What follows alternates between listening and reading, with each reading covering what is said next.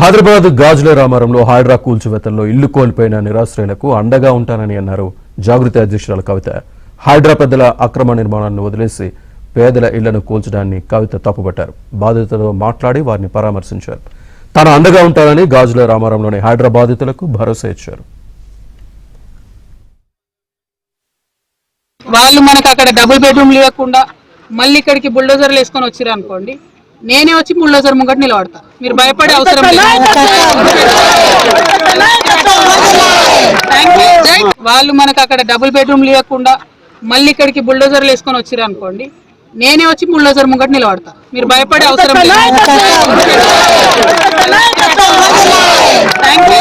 బాధితులతో మాట్లాడి వారిని పరామర్శించారు.